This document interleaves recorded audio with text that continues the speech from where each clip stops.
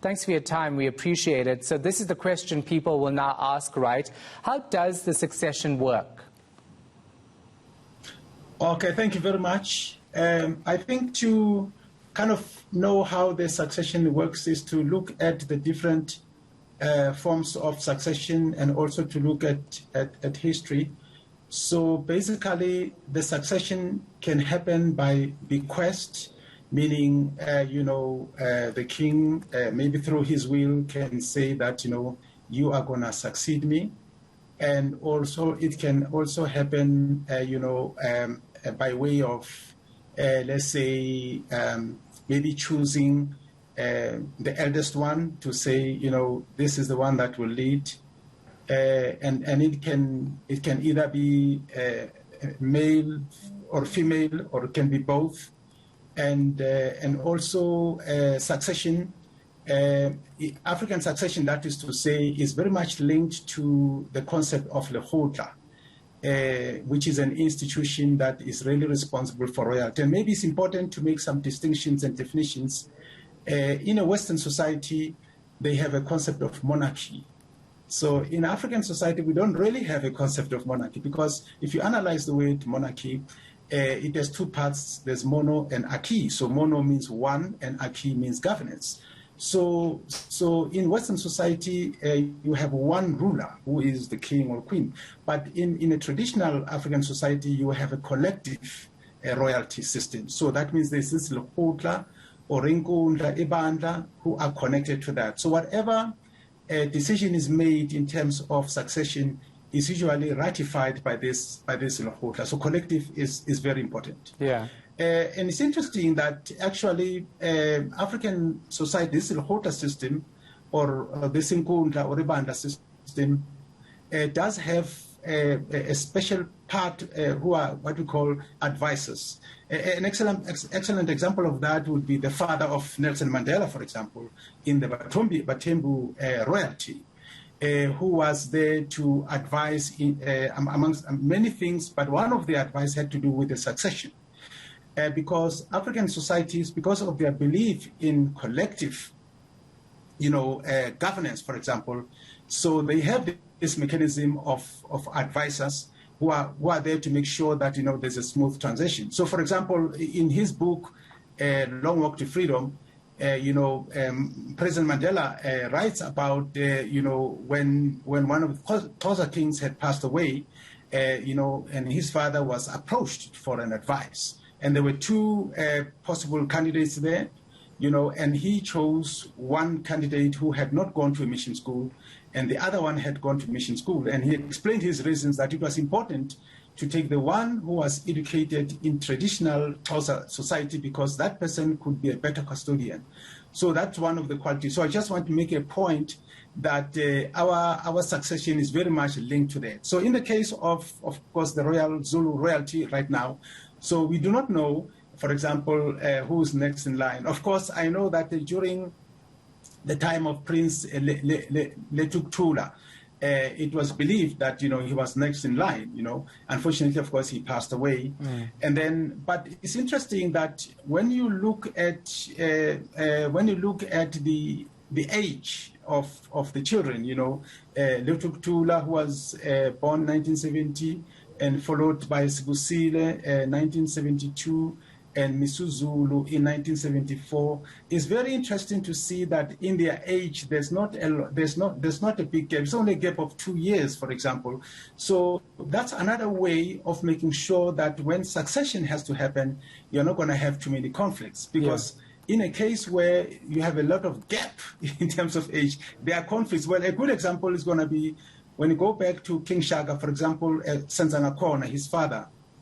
So when Senzangakona passed away, and then there was appointed Lukujani to become the king. And at that time, of course, King Shaka was not there.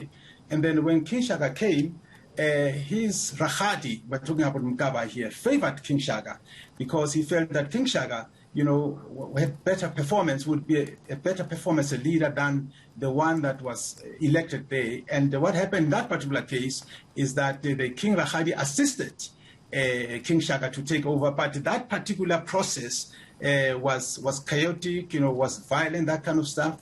So, and one of the things you can see is that there's a big age gap between the one who was a king and King Shaka. So it's quite interesting to see that in the case of King Zwelithini, the age gap is quite managed in terms of the children. And it's one way of minimizing the impact of succession. But the truth is that we don't know who's going to be a king. That is the privilege, the secret of the family. I think we should let them, go through this process of mourning, and then things will unfold as time progresses. So we heard from Princess Thembi and Ndlovu, of course, at the memorial service saying only God knows. The royal family doesn't know right now. That's right. So when will the decision be made then, and when do we expect it to be announced, or a new king or queen being coronated?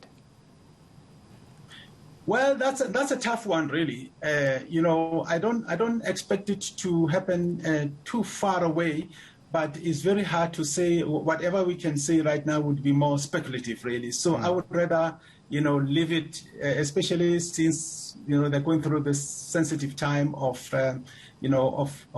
grieving.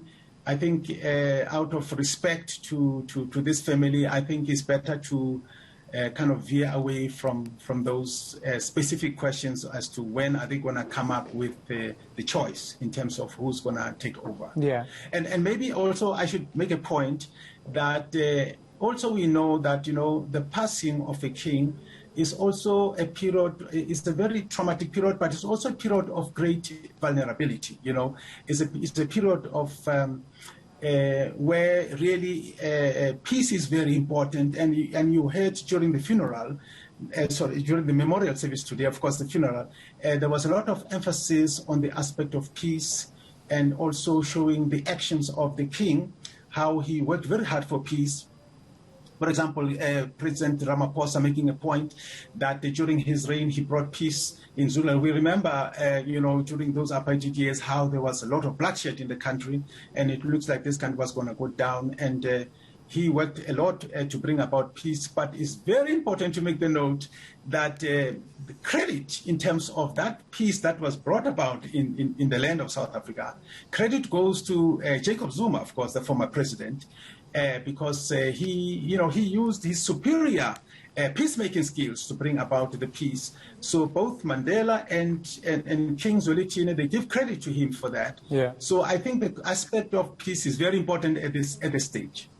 So would the king at all have had any say or any wishes with regards to who succeeds him? Because I've spoken to other experts who say the king does not discuss succession because he cannot talk about himself after he passes away. Yeah, that's right, yeah. But I mean, the way, okay, let's go back to see how this Lekgotla system works.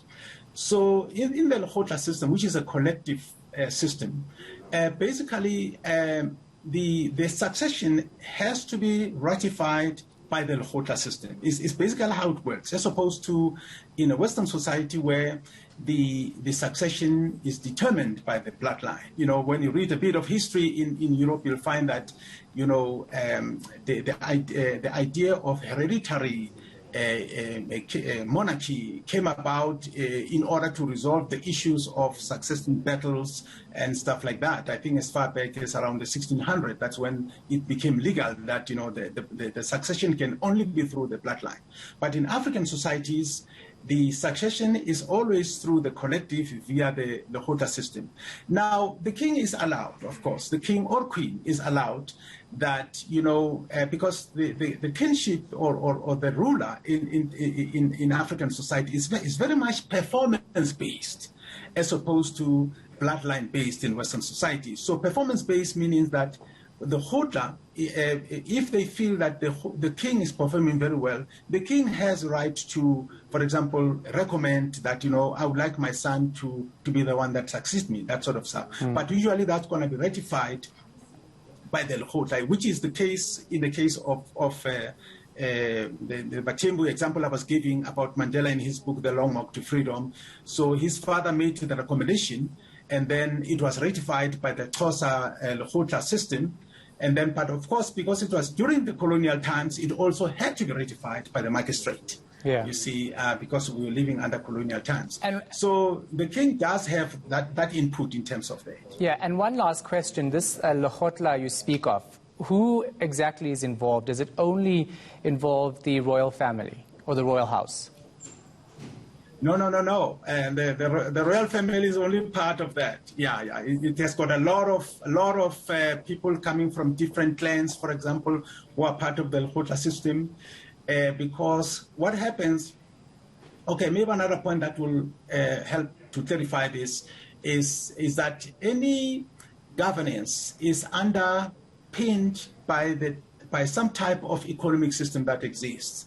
So in our case, the monarchy, the Western monarchy, so it is underpinned by the system of capitalism. So the system of capitalism basically says that, you know, the capital is owned by the private individuals, which is why you see even the monarchy is one ruler. So is a case of private individuals are very important in that system. And then if you look at socialism, for example, socialism, the capital is owned by the state, you see, and theoretically on behalf of the workers, but basically it is the state that owns the capital. And then, so the whole idea of governance is actually influenced, is based on that. Now, if you look at, for example, let's say Basotho, for example, the whole system of Hosi, so that particular system, the type of economy that underpinned it was an economy called Mafisa. So in a Mafisa economic system, the capital is owned by the clan. It's not owned by the state, it's not owned by the individuals, it's owned by the clan. So in the Lekgotla system, now what happens is that you have to have these representatives of the different clans, you see? And even the Zulu Lekgotla is organized like that. We've got different clans who are represented in this Lekgotla system. So that's very critical. So the ruling royalty, they are just a portion, they are a subset of that. So meaning the Lekgotla is the superset of that. So that's very important. Unfortunately, of course, as you know, we live in a society that was conquered through colonialism. So that means that the structure of the economy has changed. It's no longer a clannish-based economy. It's now a capitalist economy that promotes the values of individuals. And at the same time, of course, the Lekgotla system is trying to promote this concept of Ubuntu to say that, no, we are a collective. So we have a bit of an identity crisis there, you know, which can create a bit of instability. All right, you surely have educated me. Thank you so much for your time and your insight. We appreciate it. That was Zulumathabo Zulu from the Madisebo University Research Institute.